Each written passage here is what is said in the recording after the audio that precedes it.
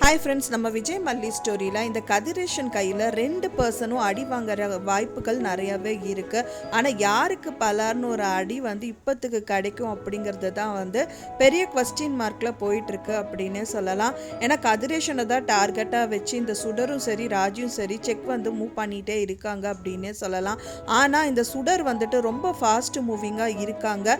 ஆனால் ராஜி கொஞ்சம் பின்தங்கி இருந்திருக்காங்க அப்படின்னு சொல்லலாம். ராஜி ஒரு பக்கத்தில் முயற்சிகள் மேற்கொண்டாலும் டைரக்டாக கீ வரைக்கும் போனது அப்படின்னு பார்த்தீங்கன்னா இந்த சுடர் மட்டும்தான். கூடவே இருந்து குளிப்பறிப்பாங்கன்னு சொல்லுவாங்க பார்த்தீங்களா, அவங்க பொண்ணோட வேடத்திலேயே இருந்துட்டு அவங்க அப்பாவான அவரையே ஒரு வழி பண்ணணுங்கிற மாதிரி இந்த சுடர் பண்ணிட்டு இருக்காங்க. ஒரு சொந்த பொண்ணாக இருந்தால் கூட இப்படி பண்ண மாட்டாங்க. பட் ஆனால் அவங்க ஃபேஸ் கட்டை மட்டும் வச்சுட்டு இத்தனை விஷயங்களும் அவங்க பண்ணிட்டு இருக்காங்க. ரொம்ப ஸ்பீடாக மூவ் ஆகிட்டு இருக்காங்க அப்படின்னே சொல்லலாம். ஆனால் பை மிஸ்டேக்காக விஜய் வந்திருக்காரு ராஜி வீட்டுக்கு.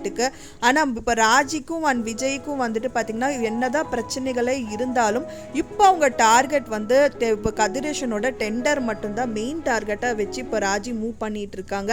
ஏன்னா அவங்களுக்கு கல்யாணம் நடந்தது செஞ்சது அவங்க வேலைக்கு போகிறதுங்கிறத விட இப்போ அவங்க எப்படி காசை வச்சுட்டு நிறைய சம்பாதிக்கிறோமோ இல்லையோ இந்த கதிரேஷனோட டெண்டர் எப்படி ஆட்டையை போட்டு அவங்க முன்னேறணும் அப்படிங்கிறது தான் இப்போ மெயின் ஏமில் போயிட்டுருக்கு. ஸோ அப்படி இருக்கும்போது கண்டிப்பாக அவங்க கடத்தியிருக்க மாட்டாங்க. ஃபஸ்ட்டு அந்த கண்ணோட்டத்தில் அவங்க பார்க்கல. அவங்களோட நோக்கம் என்ன அப்படின்னு பார்த்தீங்கன்னா நிஷாவை வச்சுட்டு அவங்கள ஒரு வழி பண்ணணுங்கிற மாதிரி இவங்க டார்கெட் விரிச்சிருக்காங்க. அது விஜய்க்கே தெரியாது அப்படின்னே சொல்லலாம்.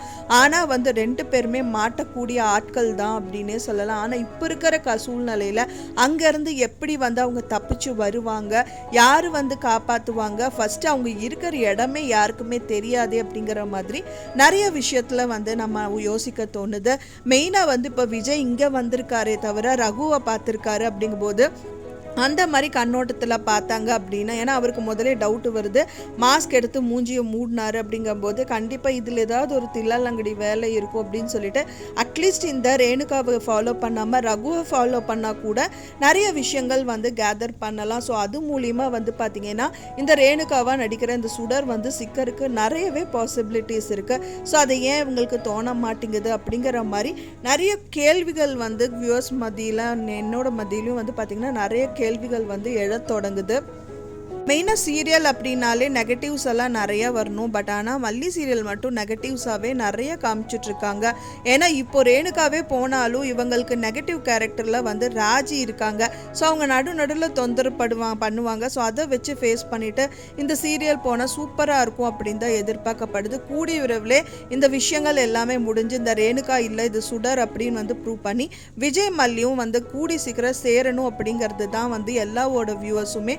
ஸோ வெயிட் பண்ணி பார்க்கலாம் ஃப்ரெண்ட்ஸ் என்ன நடக்குது அப்படின்னு சொல்லிட்டு. நீங்கள் என்ன நினைக்கிறீங்க அப்படின்னு சொல்லிட்டு உங்களோட கருத்துக்களை மறக்காமல் எனக்கு கமெண்ட்டில் ஷேர் பண்ணுங்கள். நான் சொன்ன இந்த தகவல் உங்களுக்கு பிடிச்சிருந்தா மறக்காமல் லைக் பண்ணுங்கள், ஷேர் பண்ணுங்கள், கமெண்ட் பண்ணுங்கள், சப்ஸ்கிரைப் பண்ணுங்கள். மேலும் இன்னொரு மல்லி சீரியல் அப்டேட்டோட நெக்ஸ்ட் மீட் பண்ணுறேன். தேங்க்ஸ் ஃபார் வாட்சிங் மை வீடியோ ஃப்ரெண்ட்ஸ். நெக்ஸ்ட் வீடியோவில் பார்க்கலாம்.